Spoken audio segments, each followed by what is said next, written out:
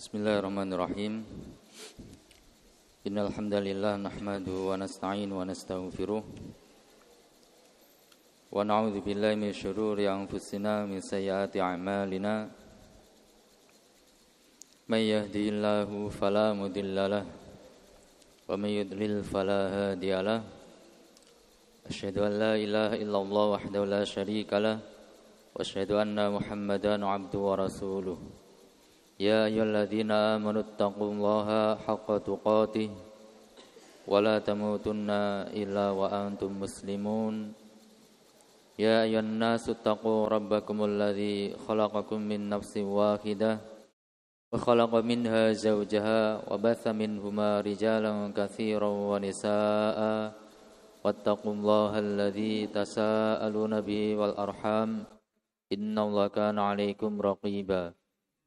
Ya ayyuhalladzina amanu taqullaha wa qulu qawlan sadida yuslih lakum a'malakum wa yaghfir lakum dhunubakum wa may yuti'illaha wa rasulahu faqad faza fawzan 'azima amma ba'd.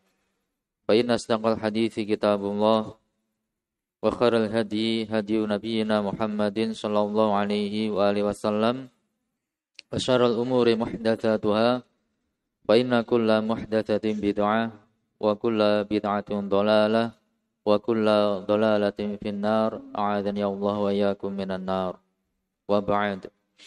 Alhamdulillah, kita panjatkan segala puji, pengakuan serta kecintaan untuk Allah Subhanahu wa taala. Karena semata di malam hari ini kita bisa melanjutkan belajar bersama kitab Akhlaqul Ulama karya Al-Imam Abu Bakar Muhammad bin Husain bin Abdullah Al-Ajurri rahimahullah ta'ala.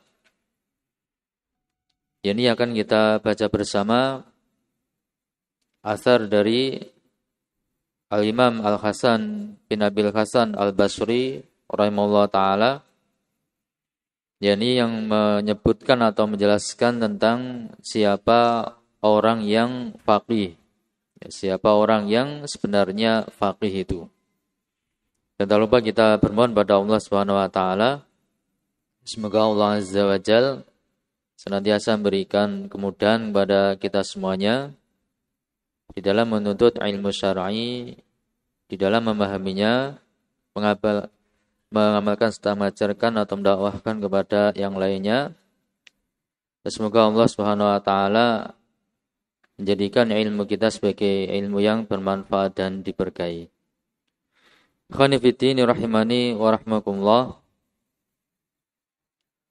Sebutkan di sini qala akhbarana Abu Bakr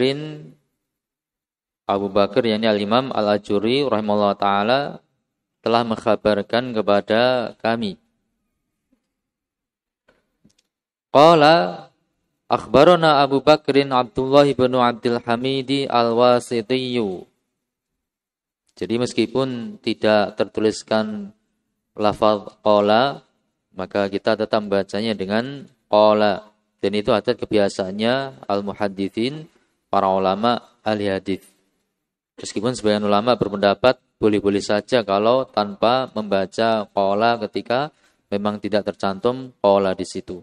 Tapi ada kebiasaan yang berlaku di kalangan ahli hadis itu tetap dibaca qala. Al-Imam Al-Ajurri mengatakan telah mengkhabarkan kepada kami Abu Bakar Abdullah bin Abdul Hamid Al-Wasitiyyu, seorang yang thiqah. Qala akhbarana Harun Al-Hammalu, telah mengkhabarkan kepada kami Harun Al-Hammal, seorang rawi yang thiqah. Qala Al-Hammal akhbarana Sayyar, yakni Ibn Hatim Al-Anazi Al-Basri, telah menceritakan atau mengkhabarkan kepada kami. Nah, Sayyar ini diperselisihkan oleh para ulama rahmatullahi alaihim ajma'in. Ada yang mengatakan dia itu hasanul hadis, ada yang mengatakan dia itu rawi yang dhaif. Ringkasnya kalau Al-Hafidz Ibnu Hajar Asqalani rahimahullah taala menyatakan Sayyar ini saduqun lahu auham, Sodukun, seorang yang soduk, akan tetapi dia memiliki beberapa kekeliruan. Di dohirnya menurut Ibnu Hajar Asqalani ta'ala, Sayyar ini masih dalam tataran hasanul hadis. Wallahu a'lam bishawab. Qala berkata Sayyar, akhbarana Ja'far bin Sulaiman, yakni Ad-Dubai, seorang rawi yang saduq. Ya, seorang rawi yang saduq. Qala berkata Ja'far, akhbarana Matarun al-Warraqu. Matarun, ya, bersama ta'na di fathah, matar, ya, hujan. Ya. Al-Warraqu, ra-nya di tasydid. Matar al-Warraq, ini seorang rawi yang dhaif. Ya, seorang rawi yang dhaif. Ya, secara umum dhaif. Sehingga sanad ini dohirnya adalah sanad yang dhaif karena keberadaan Matar al-Warraq, seorang rawi yang dhaif. Kemudian ada ihtimal pada Sayyar yang dohirnya kalau Ibnu Hajar adalah saduqun lahu auham, mengatakan demikian. Jadi ringkasnya sanadnya dohirnya adalah dhaif.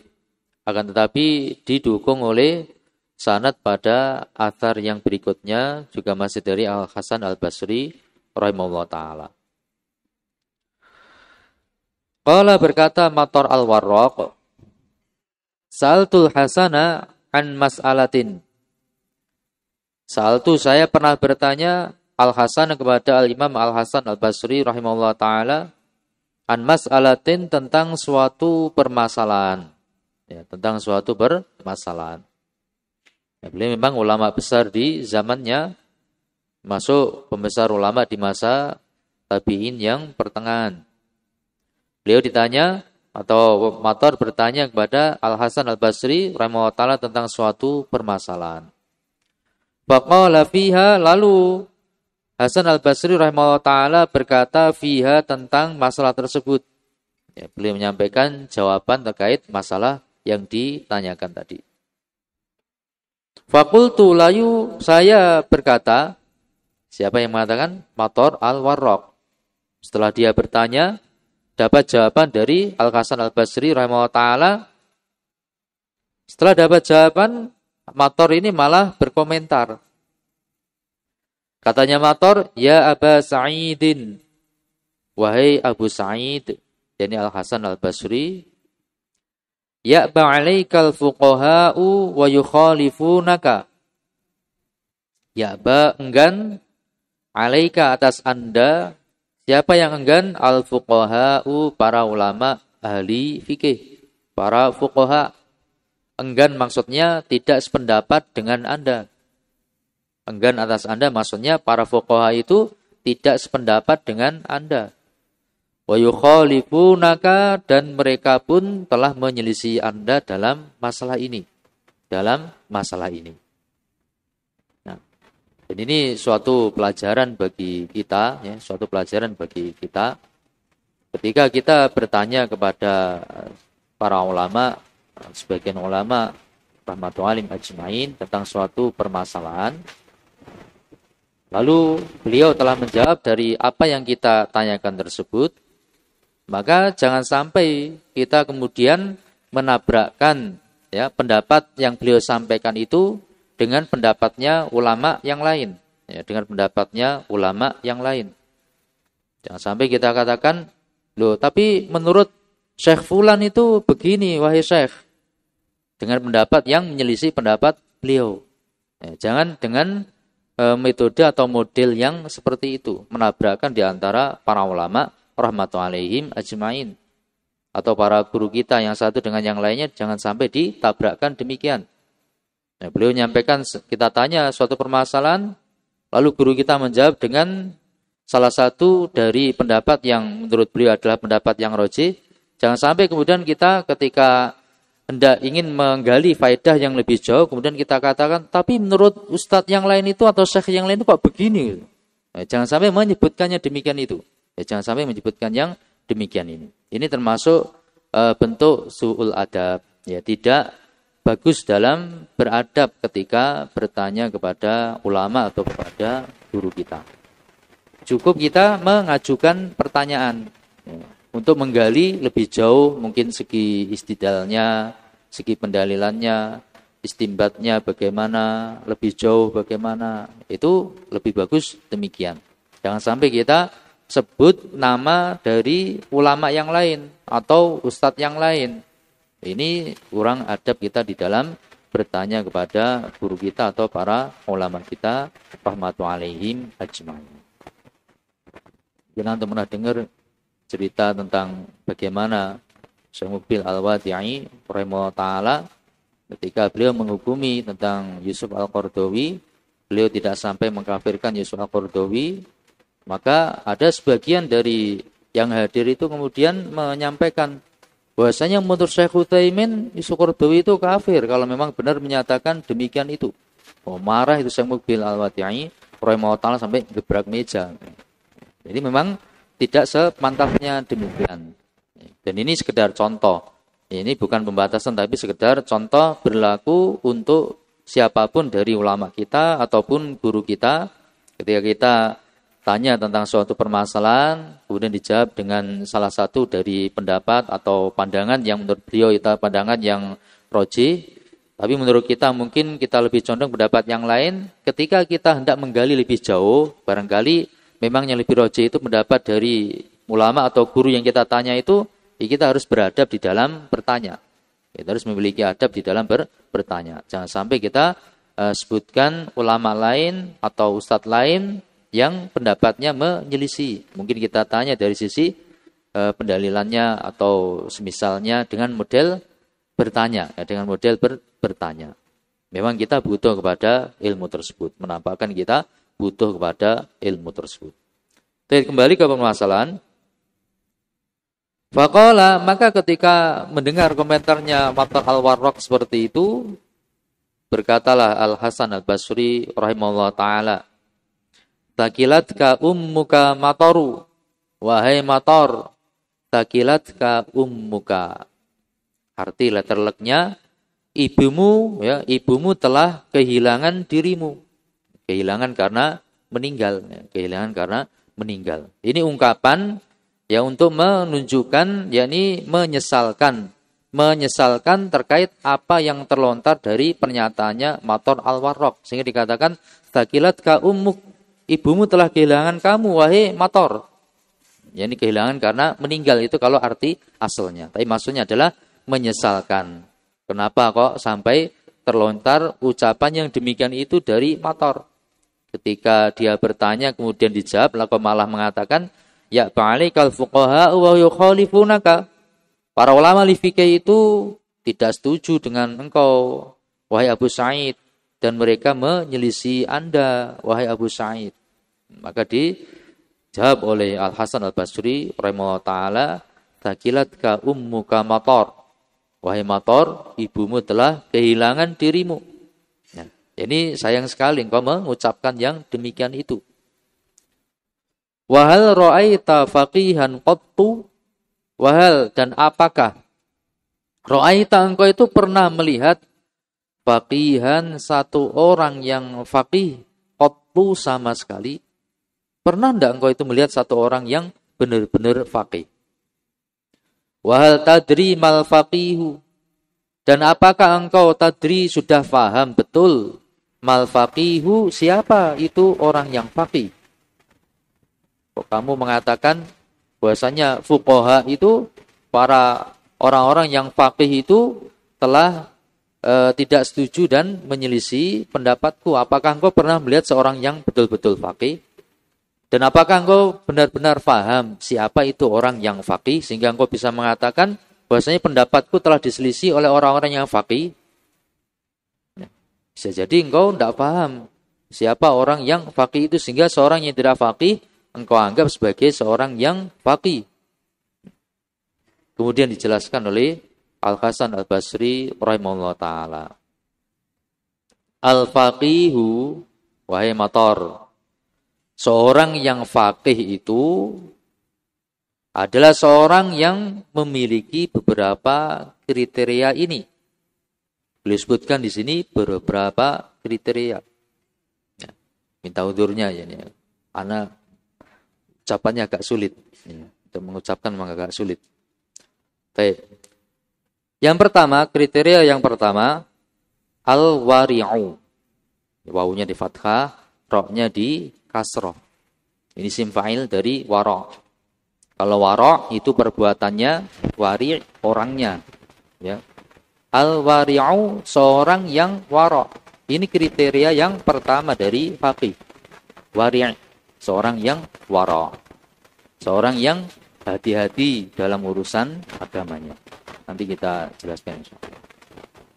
Kemudian yang kedua beliau sebutkan az-zahidu, seorang yang zuhud.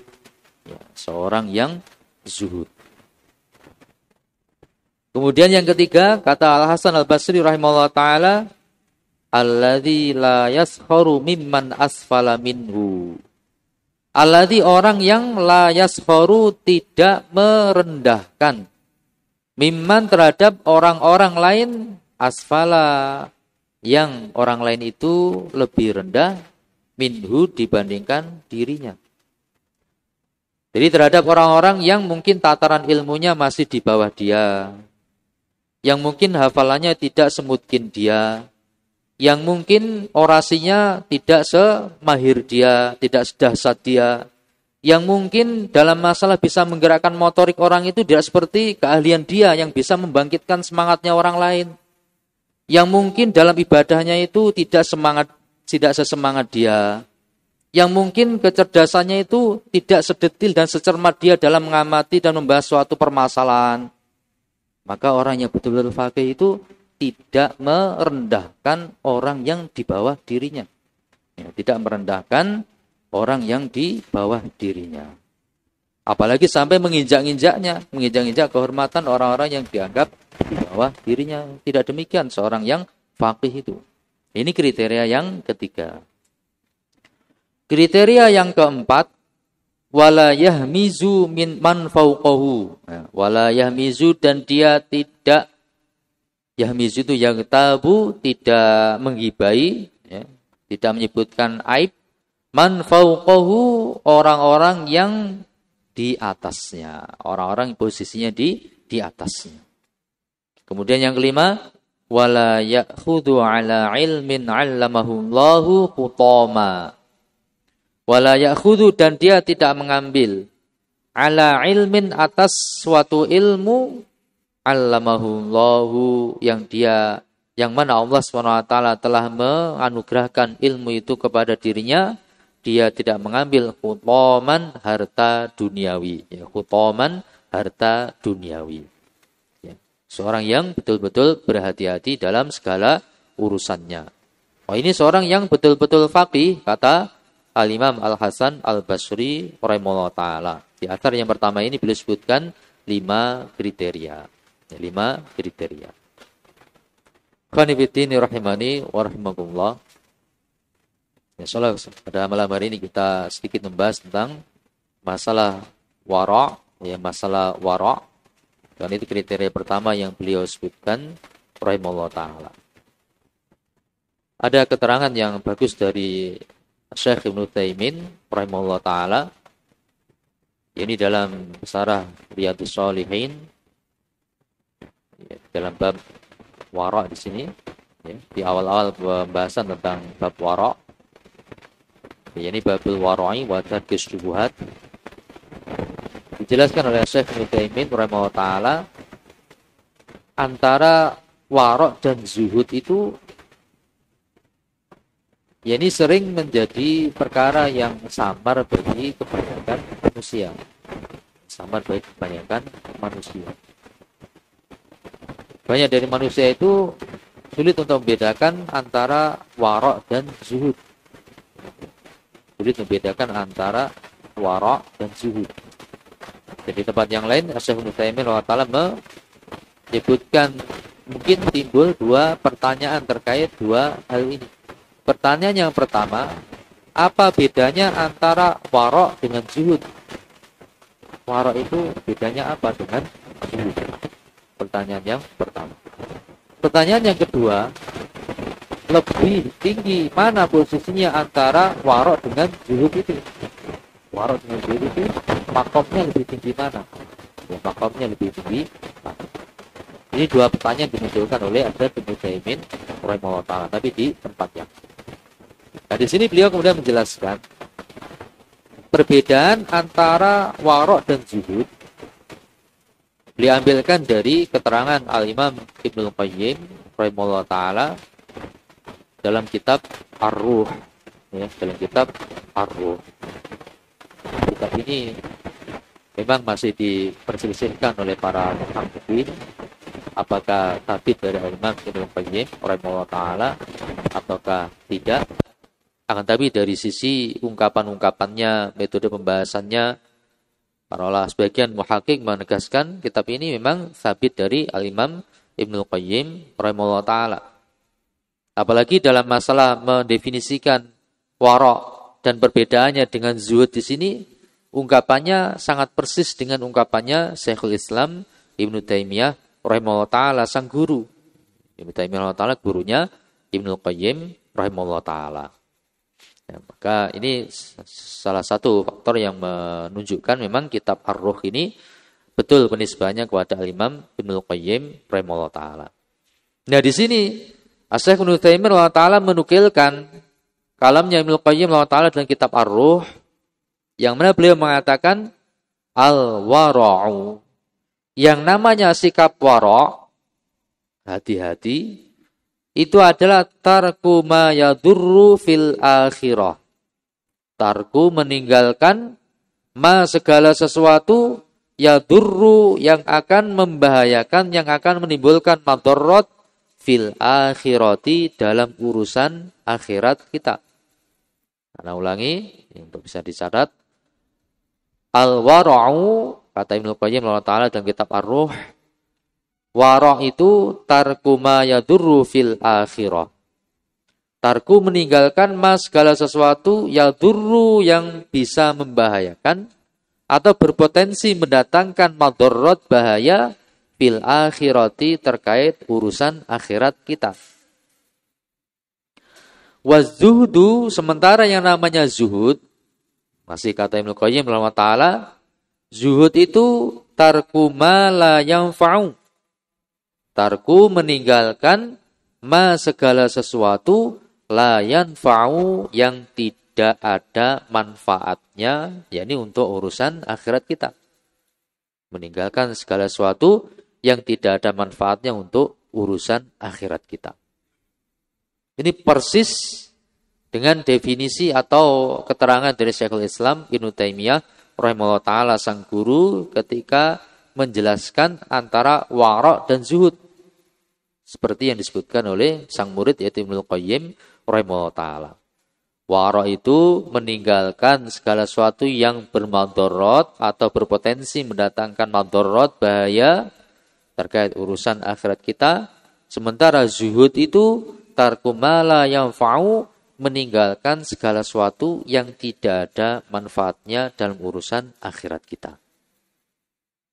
Ini keterangan dari Al-Imam Ibnu Qayyim rahimahullah taala dalam kitab Ar-Ruh, dalam kitab Ar-Ruh.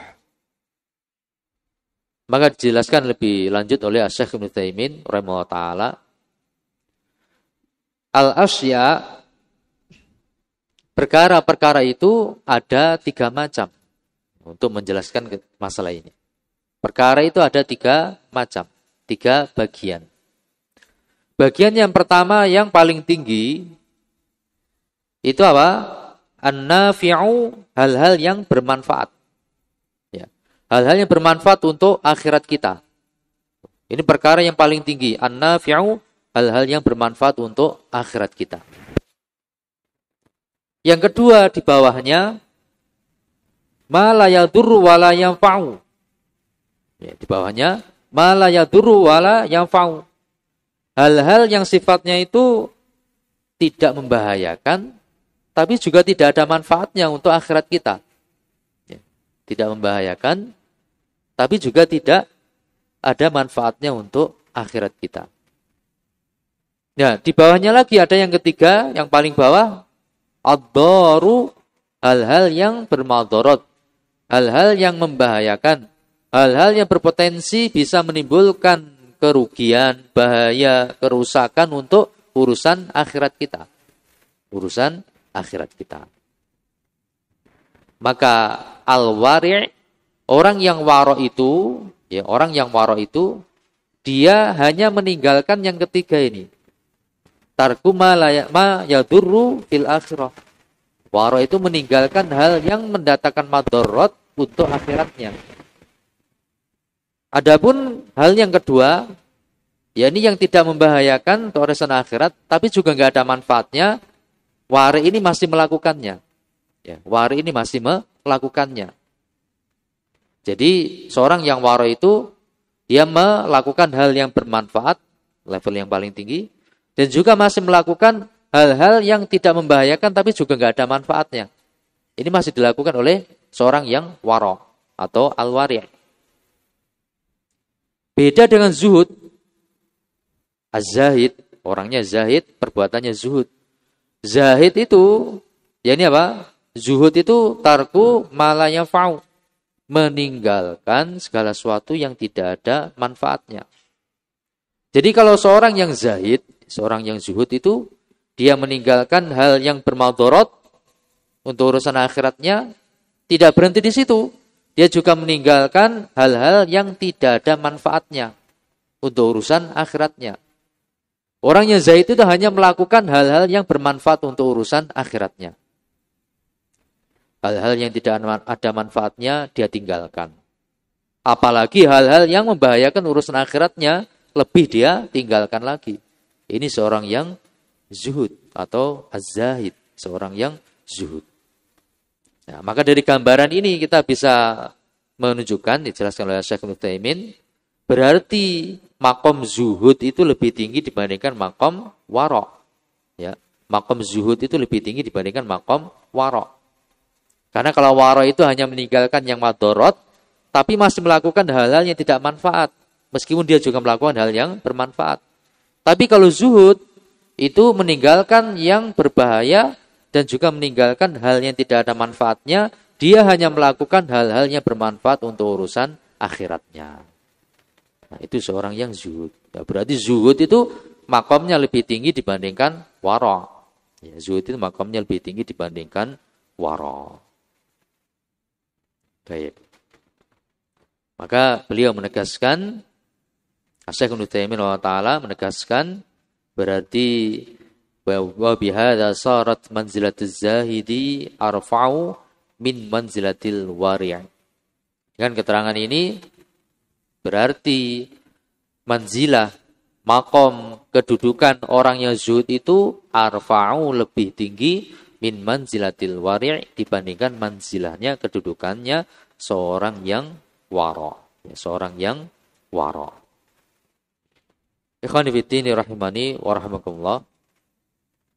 Selanjutnya Syekh Ibnu Utsaimin rahimahullah memberikan keterangan lebih jauh terkait seorang yang waro itu meninggalkan apa? Tarku ma yadurru fil akhirah. Jadi disebutkan wari', orang yang waro itu, orang yang hati-hati itu, yakni apa? Meninggalkan segala sesuatu yang membahayakan urusan akhirat. Maka beliau jelaskan bahwasanya ya membahayakan urusan akhiratnya itu termasuk apa? Termasuk meninggalkan perkara-perkara yang masih syubhat. Al-umuru mustabihat. Perkara-perkara yang masih samar. Perkara-perkara masih syubhat. Ini masuk dalam tarkuma yadurru fil akhirah. Jadi meninggalkan hal yang berbahaya dalam urusan akhirat itu bukan hanya meninggalkan perkara yang jelas-jelas haram, tapi juga meninggalkan perkara-perkara yang masih samar antara halal ataukah haram. Masih belum jelas, masih belum gamblang, itu juga dia tinggalkan. Ini level waro. Jadi jangan dipahami bahwasanya level waro itu hanya meninggalkan yang haram, kemudian santai-santai dalam masalah perkara-perkara yang syubhat. Tidak demikian. Waro itu orang yang hati-hati, atau sikap yang berhati-hati itu dia meninggalkan hal yang jelas haram dan juga meninggalkan hal yang masih syubhat, hal-hal yang masih samar. Ini dijelaskan demikian oleh Syekh Ibnu Utsaimin rahimahullah taala.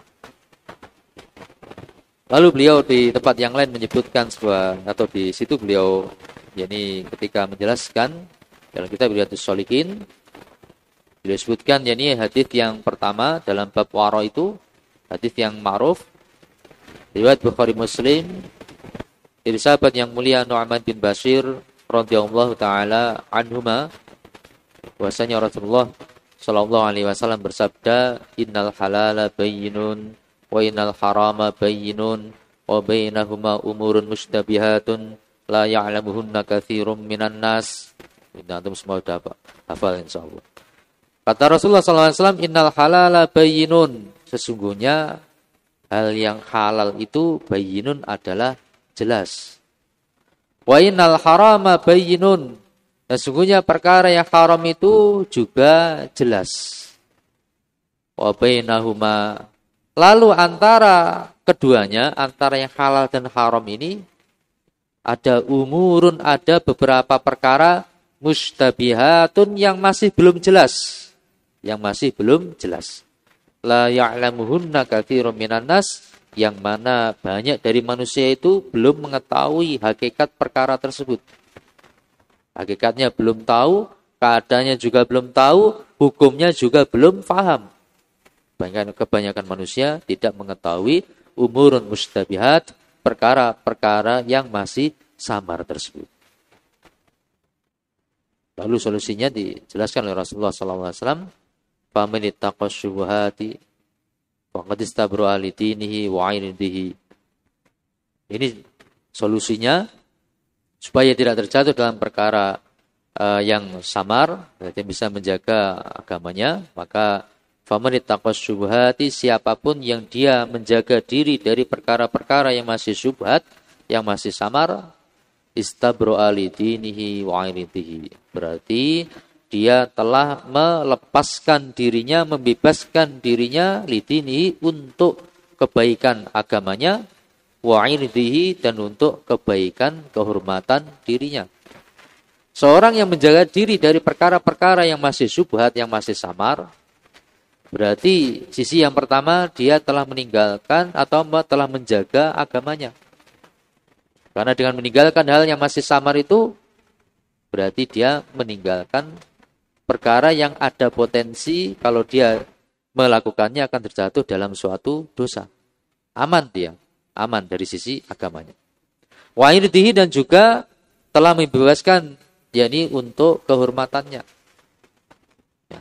Dengan meninggalkan hal-hal yang masih samar, itu dia juga akan bisa menghindarkan dirinya dari adanya komentar-komentar miring dari orang-orang lain yang mungkin beda paham dengan dia atau tidak paham betul tentang masalah tersebut. Ini akan bisa menghindarkan dia, menjaga kehormatan dirinya dari komentar-komentar miring itu. Kalau dia menjaga dari hal-hal yang masih belum jelas, apakah halal ataukah haram, apakah halal ataukah haram.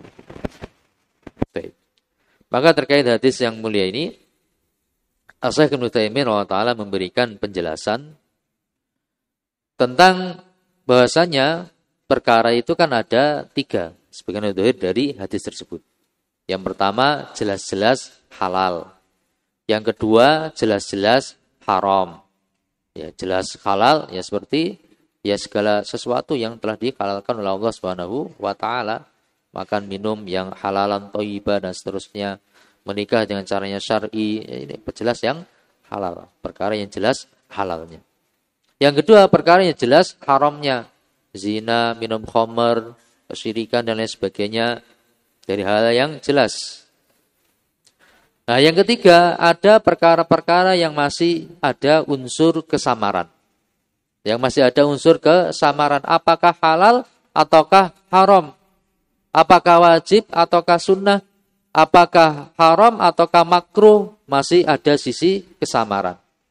Dan kesamaran di sini, ya, kesamaran dalam setiap perkara itu adalah suatu hal yang relatif.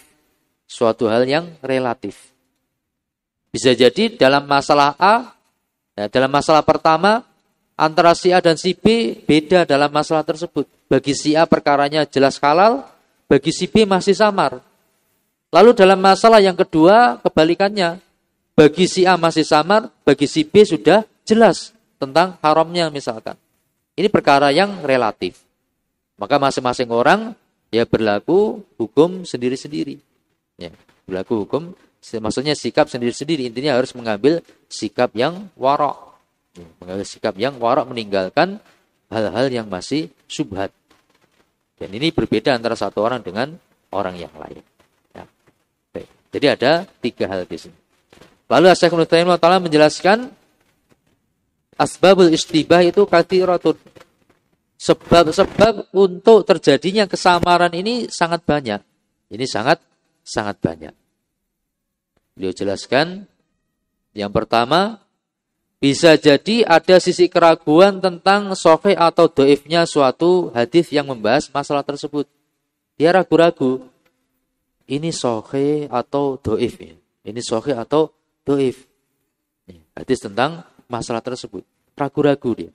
Ragu-ragu tentang sahih dhaifnya hadis yang membahas tentang masalah tersebut. Sehingga ragu-ragu tentang hukumnya. Maka ini masuk dalam ranah istibah, samar. Dan nanti akan disebutkan pula rincian yang bagus dari Asy-Syaikh Ibnu Taimiyah rahimahullah taala dalam menyikapi hal-hal yang istibah itu. Itu yang pertama, sebab istibah. Sebab yang kedua, mungkin dia sudah yakin bahwasanya hadis itu sahih. Hadis dalam masalah itu sahih. Tapi dia ragu-ragu apakah dalalahnya menunjukkan kepada permasalahan yang dimaksud, yang sedang dibahas itu. Dia ragu-ragu. Ini sahih, tapi apakah pas untuk dijadikan sebagai dalil dalam masalah ini, ataukah tidak pas? Itu ragu-ragu. Ini juga bentuk istibah. Ini juga bentuk istibah. Kemudian yang ketiga, dia sudah yakin ini sahih hadisnya. Dan dia juga faham bahwasanya memang hadis ini pas untuk diterapkan dalam masalah yang sedang dibahas tersebut. Tapi permasalahannya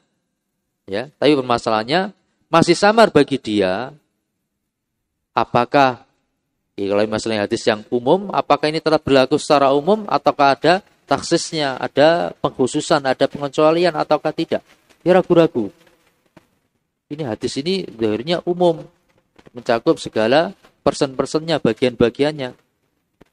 Tapi apakah ada pengkhususan, pengecualian ataukah tidak? Itu dia ragu-ragu. Oh kayak pernah lewat, ada taksis. Tapi iya apa enggak ya? Ragu-ragu dia dalam masalah ini. Atau zahir hadisnya adalah yakni mutlak. Dia ragu-ragu ada takyidnya atau enggak. Hadis yang global mutlak itu apakah ada qaid, ada batasan pengertiannya ataukah tidak, itu ragu-ragu dia. Maka ini termasuk bentuk istibah. Ini bentuk istibah. Kemudian yang keempat, taruh kata sudah jelas bahwasanya ini tetap di atas keumumannya, atau ini amun maksusun, umum tapi ada pengkhususan pada poin-poin tertentu pengecualiannya, ataukah ini mutlak memang tetap pada kemutlakannya, atau mutlak dua kada muqayyad. Sudah jelas bagi dia perkaranya, tapi kemudian dia ragu-ragu. Hadis ini mansukh atau enggak ya? Hadis ini mansukh ataukah tidak? Dihapus hukumnya ataukah tidak? Ini ragu-ragu. Maka ini beberapa contoh istibah yang dicontohkan oleh Asy-Syaikh Ibnu Taimiyah rahimahullah taala. Sebab-sebab keraguan, ya, sebab-sebab kesamaran dalam suatu permasalahan. Dan bagi kita yang berkecimpung dalam masalah-masalah hukum-hukum fikih dan yang lainnya, tentu sering mengalami hal-hal yang seperti ini. Ya, sering mengalami hal yang seperti ini. Ini sahih atau tidak ya hadis ini? Ya. Dari beberapa jalur periwayatannya ini bisa naik ataukah tidak? Semuanya dhaif, tapi bisa naik ke hasan di Majmu' Turuqi ataukah tidak? Ini dalam sebagian riwayat diriwayatkan begini, dalam riwayat yang lain kok ada qaid yaumal jumuah, ini sahih atau tidak? Surat Kahfi itu kan lagi rame ini. Qaid yaumal jumuah ini sahih ataukah tidak? Rame. Ini ragu-ragu sih, sahih atau tidak? Baca surah Kahfi yaumal jumuah. Sebagian riwayat yakni tanpa qaid yaumal jumuah, sebagian riwayat qaid yaumal jumuah, satunya mauquf, satunya marfu. Wah, ini kalau sahih hukumnya gimana? Itu masih ragu-ragu misalkan. Ataupun masalah yang lain, ragu-ragu itu wajib ataukah sunnah? Masih ragu-ragu, wajib ataukah sunnah? Salat jamaah di masjid itu wajib ataukah sunnah? Ragu-ragu. Kita tahu ulama khilaf, ada yang mengatakan fardu ain, ulama Hanabilah, Ada yang mengatakan fardu kifayah, Al-Hafidz Ibnu Hajar Asqalani taala, ada yang mengatakan sunnah muakkadah, jumhur para ulama rahmatullahi ajmain. Lihat pembahasannya tambah bingung. Lihat pembahasannya tambah bingung, enggak paham. Enggak paham. Tambah bingung, ragu-ragu ini yang rajih yang mana ya? Sunnah muakkadah ataukah fardu kifayah ataukah fardu ain. Ini termasuk hal yang masih istibah. Ada sisi kesamaran, ada sisi kesamaran. Ataupun misalkan masalah isbal yang haram itu apakah semua bentuk isbal ataukah di koid isbal dengan sombong yang haram, hanya yang sombong saja yang haram. Sebagian hadis mutlak, sebagian hadis muqayyad, apakah mutlak dibawa ke dalam muqayyad? Sebagian pendapatnya Imam Syaukani rahimahullah taala, ataukah mutlak tetap ada mutlakannya dibawa ke hukum sendiri-sendiri? Isbal meskipun tanpa sombong adalah haram, kalau dengan sombong lebih haram lagi. Sebagian ulama yang lain berpendapat isbal yang haram itu hanya yang sombong saja karena mutlak dibawa kepada muqayyad. Ini istibah, samar. Ini masih kesamaran. Ini masih suatu hal yang bisa jadi samar bagi sebagian orang. Tapi kalau masalah isbal yang rajih ya pendapat yang mengatakan diperinci, yakni kalau tanpa sombong, tanpa niatan sombong maka haram. Masfal minal ka'bain minal izal fa finnar. Segala sesuatu yang di bawah mata kaki dari kain, kain sarung dan lain sebagainya, maka fafinnar itu berada dalam api neraka. Segala sesuatu, umum, segala sesuatu. Tanpa diperinci motifnya apakah sombong atau enggak sombong, maka finnar, ancamannya api neraka. Ancamannya api neraka. Ya. Kemudian kalau dengan sombong, motif sombong, maka itu keharamannya lebih berat. Dan ini ada perincian dari hadisnya Abu Sa'id Al-Khudri radhiyallahu ta'ala anhu menyebutkan dua kondisi ini dengan global ya, tanpa menyebutkan tentang kesombongan, hubungannya finnar. Kemudian kalau dengan sombong disebutkan innala yanzurullahu ilaihi yaumal qiyamah, Allah tidak akan melihatnya ya dengan pandangan rahmat kasih sayang ya, dan seterusnya. Baik. Nah, maka ya, itu demikian. Nah, maka misalkan bagi sebagian orang masih ada kesamaran tentang masalah itu, berarti sikap warok mengharuskan apa? Sikap warok meninggalkan hal-hal yang mustabihat, meninggalkan hal-hal yang masih samar, hal-hal yang masih samar. Merokok itu makruh atau haram? Ya. Merokok itu makruh atau haram? Nah, orang awam bingung. Katanya Kiai Fulan itu makruh, itu makruh saja. Nah, kata Ustadz Fulan haram, kata Ustadz Fulan haram. Kata Gus Fulan itu pakai kaidah. Ya. Apa? Ini al-maqasid, apa namanya? Al-wasail laha ahkamul maqasid. Al-wasail laha ahkamul maqasid. Tergantung yakni tujuannya. Nah, tergantung tujuannya. Kalau dengan merokok itu menjadi lebih konsen dalam ngaji kitab, dalam belajar, itu bisa jadi menjadi wajib, menjadi sunnah atau menjadi wajib. Kaidah bulat ini katanya. Nah, ini bagi yang paham kaidah seperti itu. Nah, jadi mungkin bagi sebagian orang istibah ini makruh atau haram ya, makruh atau haram, makruh kayak katanya atau mubah kayak katanya Imam Syaukani taala, atau haram sebagaimana kebanyakan para ulama rahmatullahi ajmain yang sekarang ini, nah, atau bagaimana? Mungkin masih istibah, nah, samar bagi seorang. Kalau bagi kita ya jelas bahasanya la doror wala diror, tidak boleh membahayakan diri sendiri, tidak boleh membahayakan orang lain. Dan medis sekarang sudah sepakat bahasanya rokok itu membahayakan. Ya, rokok itu membahayakan, racunnya banyak sekali, ratusan. Jadi tambah rokok sudah tulis apa? Merokok membunuhmu, ini merokok membunuhmu. Membunuh berarti bunuh diri. Ya, bunuh diri haram atau makruh? Bunuh diri. Baik. Ini sekedar contoh, misalkan masih samar bagi seorang berarti apa? Harus ditinggalkan. Ya, kalau samar itu harus ditinggalkan. Baik. Apa? Baik.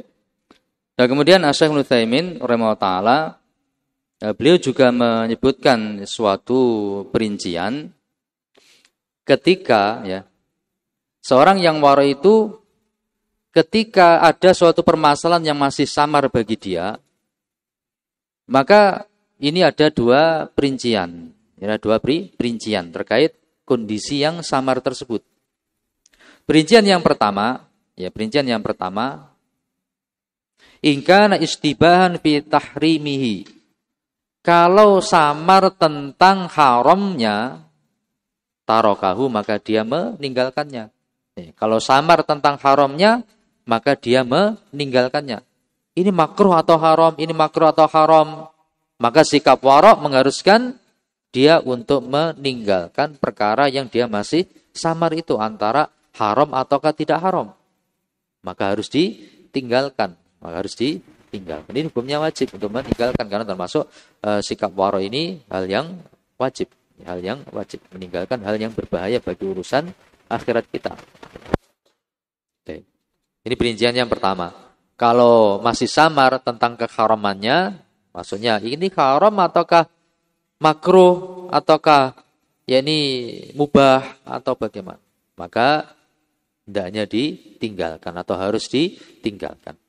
Perincian yang kedua, in kana istibahan fi wujubihi, jika samar tentang wajibnya suatu perbuatan, maka apa? Fa'alahu, dia melakukan perbuatan tersebut. Masih istibah, ragu, ada kesamaran, apakah ini hukumnya wajib ataukah hukumnya sunnah muakkadah ataukah fardu kifayah ataukah fardu ain. Ini masih istibah, masih samar. Dari sisi pendalilannya memang tidak ada dalil yang sharih dalam masalah ini. Berarti jelas masalah ini termasuk perkara yang mustabihat. Maka kewaraan seorang yakni melakukan hal tersebut. Hal yang masih istibah itu dilakukan. Dilakukan.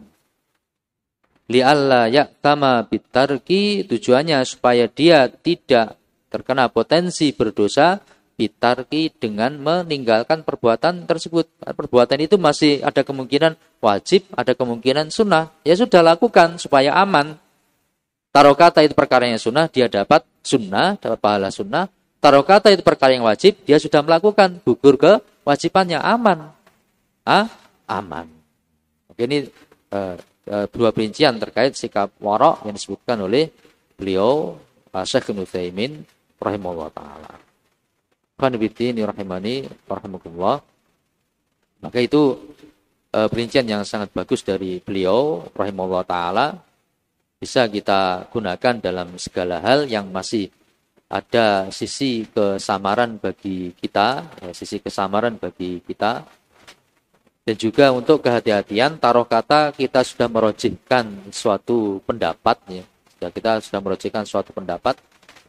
Misalkan kita merojihkan salat jamaah itu adalah sunnah muakkadah, dalilnya begini-begini, istinbatnya begini-begini dan seterusnya. Tapi kan memang tidak ada dalil yang secara sharih menyebutkan atau menjelaskan tentang hal tersebut. Berarti masih ada unsur istibah. Dan tidak mungkin kita akan mengatakan bahwasanya pendapat kita itu mesti benar. Tidak mungkin kita akan mengatakan demikian. Mesti pendapat kita itu mesti benar dalam segala permasalahan mulai dari A sampai Z mesti benar. Tidak mungkin kita mengatakan demikian. Karena apa? Karena tidak ada satupun dari kita yang maksum, yang terjaga dari kesalahan. Kita bisanya cuma berupaya untuk membahas permasalahan. Kita melihat pendapat para ulama, ada khilaf dalam masalah ini. Kemudian sisi pendalilan masing-masing begini, dilihat dari kaidahnya begini, usul fikihnya begini, hadis-hadisnya begini dan seterusnya. Menghasilkan istimbat, menarikan kesimpulan hukum, berarti hukumnya begini, yang rojih begini. Tapi kan tidak menutup kemungkinan apa yang kita rojihkan itu adalah suatu pendapat yang keliru. Suatu pendapat yang keliru itu tidak menutup kemungkinan. Ya, kita namanya manusia kan kullu bani adam khata'un. Ya, banyak terjadi kesalahan dan juga banyak lupa, banyak luput dan seterusnya, itu yang namanya manusia. Maka untuk kehati-hatian dalam masalah apapun, kalau kita menghadapi suatu permasalahan ada khilaf, masalah khilaf dan khilafnya khilaf yang qawi, khilaf yang kuat, ada sisi pendalilan yang kuat dari masing-masing pihak yang ada. Misalkan antara sunnah atau wajib, ya sudah kita kerjakan. Atau khilaf yang qawi, khilaf yang kuat antara makruh atau haram, ya sudah kita tinggalkan perkara yang ada khilaf yang kuat antara makruh atau haram tersebut. Meskipun mungkin kita merojekkan makruh. Tapi makruh itu kan indah ahlussunnah wal jamaah kan seharusnya ditinggalkan hal yang dibenci. Meskipun tidak sampai derajat haram tapi hendaknya ditinggalkan perkara yang makruh. Dan kalau kata sunnah maka yang sunnah itu hendaknya dikerjakan. Bukan sunnah kemudian ditinggalkan dengan alasan kan cuma sunnah saja. Sementara yang makruh dikerjakan dengan alasan kan cuma makruh saja. Ini kebalik, logika yang terbalik. Justru sunnah itu dikerjakan, yang makruh ditinggalkan. Kalau sunnah dikerjakan, maka yang wajib tentu lebih wajib untuk dikerjakan. Kalau makruh ditinggalkan, apalagi yang haram. Ya demikian, seharusnya demikian. Nah, maka hati-hati dari bisikan-bisikan dari waswasnya syaitan, laknatullah alaih dalam masalah-masalah tersebut. Dalam masalah-masalah tersebut. Baik. Ini sekilas murojaah kita tentang masalah wara'. Ya, tentang masalah wara', mudah-mudahan bisa difahami dan bermanfaat. Baik, mungkin ada yang didiskusikan. Kalau tidak ada kita akhiri. Baik, kita tutup. Mudah-mudahan apa yang kita murojaah bisa difahami dan bermanfaat bagi hati kita, dunia kita dan akhirat kita.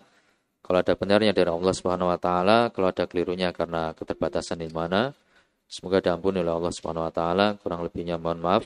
Subhanakallahumma wa bihamdika asyhadu an la ilaha illa anta astaghfiruka wa atubu ilaik. Wa akhiru da'wana alhamdulillahi rabbil alamin.